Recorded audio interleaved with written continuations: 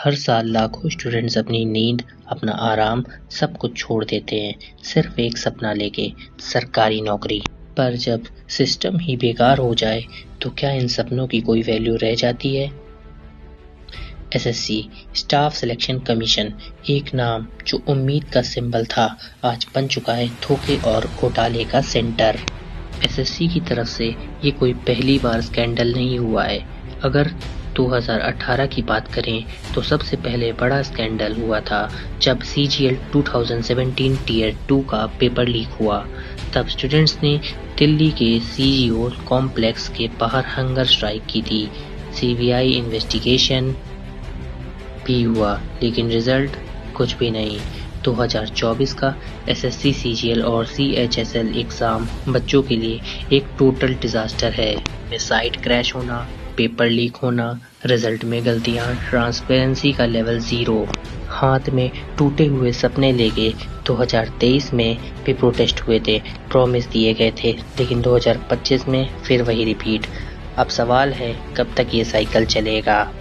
सरकार ने अब तक कोई सॉलिड एक्शन नहीं लिया, ना इंक्वायरी आई। 2023 के एसएससी CGL में अप्रॉक्स 30 लाख एप्लीकेशन आए थे, जबकि फाइनल सिलेक्शन होता है सिर्फ 12 से 15 हजार बच्चों का।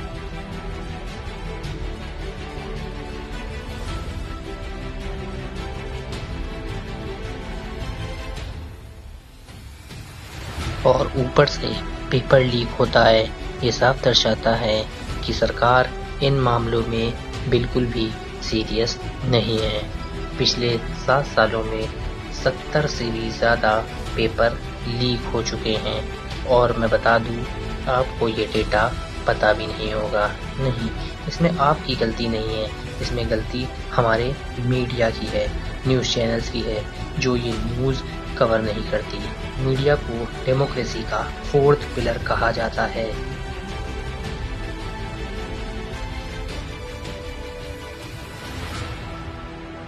आप अंदाज़ा लगा सकते हैं इस देश में इतने paper leaks, NEET scam, SSC scam हो रहे हैं और मीडिया क्या न्यूज़ कवर कर रही है।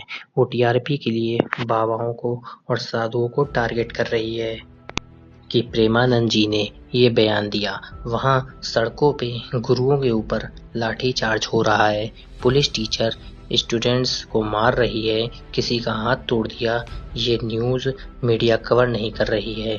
एसएससी पे बहुत से सवाल उठाए जाने चाहिए, क्योंकि एसएससी ने पैसे बचाने के लिए एग्ज़ाम कॉन्ट्रैक्ट TCS से लेकर वापस उसी कंपनी को दिया जो कि 2020 में ब्लैकलिस्ट थी, और पुराने पेपर लीक और नीट स्कैम जैसे क्राइम में उसका नाम आया।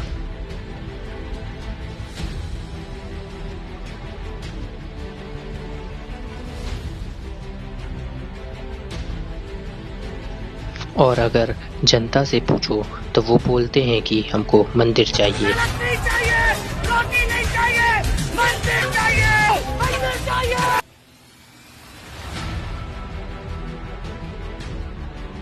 और SSC, UP, SSC, NEET, railway सभी एग्जाम में कॉमन पैटर्न है।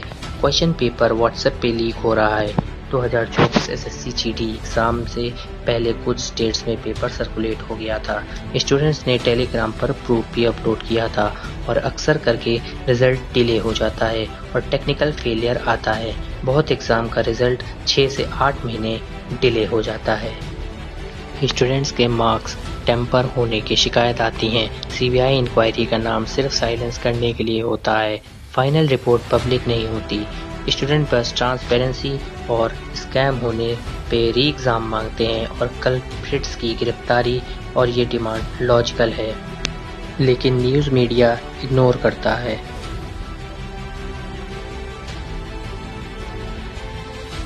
भारत में सब अच्छा है, सब चंगासी। नेशनल मीडिया पे एसएससी प्रोटेस्ट कवरेज का 1% भी नहीं है। कहीं प्रोटेस्ट में स्टूडेंट अरेस्ट हुए, FIR हुई उन पे जो पीसफुली प्रोटेस्ट कर रहे थे।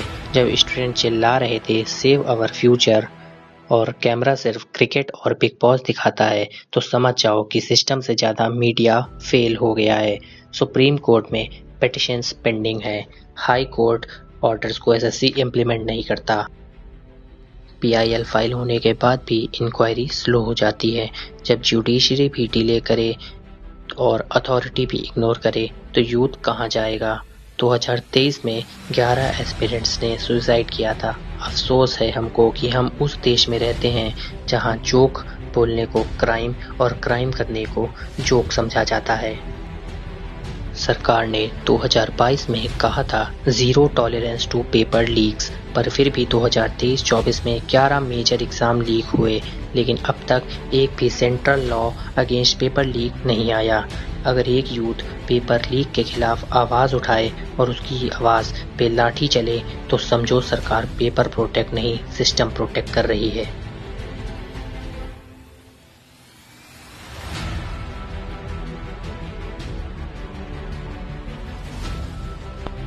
ये सिर्फ एसएससी की स्टोरी नहीं है, ये एक पूरी जनरेशन की कहानी है। हम बेरोजगारी से नहीं डरते, हम सिस्टम के धोखे से डरते हैं। अगर अब भी सिस्टम नहीं जागा तो अगली क्रांति प्रोटेस्ट ग्राउंड से शुरू होगी।